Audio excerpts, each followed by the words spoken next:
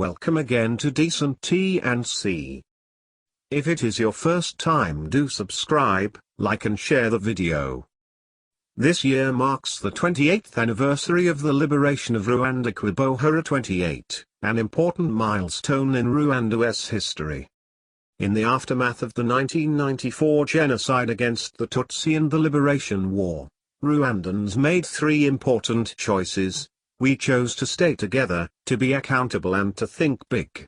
These decisions have been at the core of the country's ongoing renewal. Under the theme Together We Prosper, Kwibohora 28 is another opportunity to celebrate a peaceful, united and prosperous nation. As we celebrate our liberation, we reflect on the continuous and successful contribution made by men and women in uniform, not only for the peace and security we enjoy today, but also for their involvement in the socio-economic development of Rwanda. Every year Rwanda Defense Force, in partnership with government institutions, is involved in a number of socio-economic development projects across the country. Role in socio-economic development. As with any other army, the primary responsibility of the Rwanda Defense Force, RDF, is to defend the territorial integrity of Rwanda and to safeguard its national sovereignty.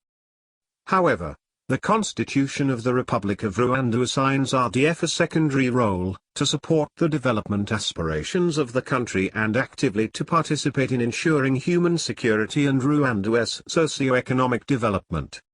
Underlying the assignment of RDF, this secondary role is the idea that the force's primary constitutional mandate of defending the country's territorial integrity and safeguarding its sovereignty would become much more challenging in a context of widespread poverty and deprivation.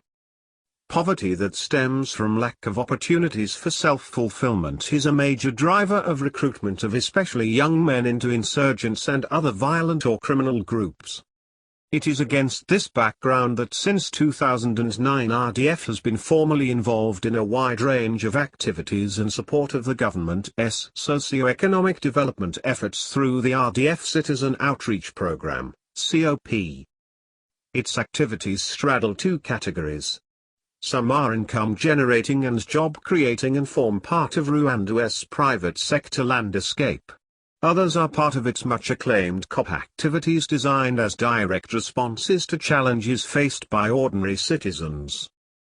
Today, using its in-house engineers, RDF builds and repairs major roads and bridges. In this way it has made a great contribution for growing the stock of Rwanda's well-maintained urban and rural roads, as well as the number of bridges across the country. This has in turn eased movement in parts of the country where such infrastructure was non-existent or in need of rehabilitation. Other RDF interventions have included engagement in house and schools construction, and RDF remains at the forefront of building schools, health facilities and housing for genocide survivors and for ordinary citizens who are unable to meet their own housing needs because of affordability and in need of low-cost housing. In the last 28 years RDF has so far constructed 88,873 houses for the vulnerable/genocide survivors, 86 model villages, 284,318 kilometers of roads including paved and unpaved roads, 465 bridges.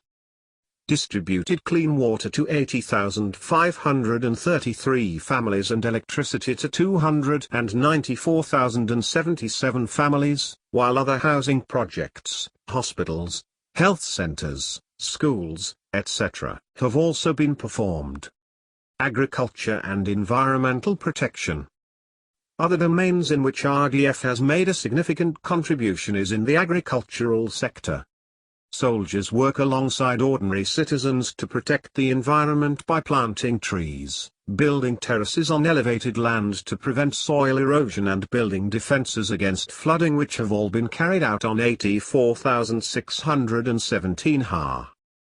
In addition, they are actively involved in environmental protection through wetland management and development of irrigation facilities.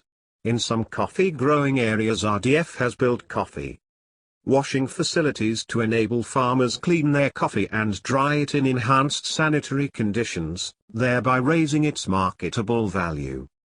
RDF is also at the forefront of developing pesticides and animal drugs. Health. RDF operates one of Rwanda's largest and best-equipped referral hospitals, Rwanda Military Hospital, RMH.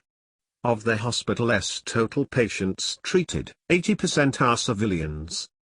They come seeking healthcare ranging from the treatment of simple ailments to highly complicated conditions including cancer, for which the hospital has a highly developed oncology unit. As part of its medical outreach activities, RDF conducts several annual clinics in communities, taking health services to where people live. Many people in local communities do not proactively seek healthcare they need from medical facilities. As a result, they develop chronic conditions. The RDF's outreach activities are able to attend to such cases. In total 579,771 patients have been treated in this category. Due to the outbreak of coronavirus 19, COVID-19, pandemic, COP activities were not carried out as usual, but RDF supported the government institutions in putting up isolation and treatment facilities to help in the fight against outbreak. Other COP activities include construction and renovation of health facilities by the Reserve Force under contract with the Ministry of Health. The liberation is a process and a long journey. Before 4th of July 1994, the focus was on the armed struggle, but now we have embarked on the struggle to stabilize our country, to restore our dignity and to take it to greater heights both socially and economically. Happy Liberation Day.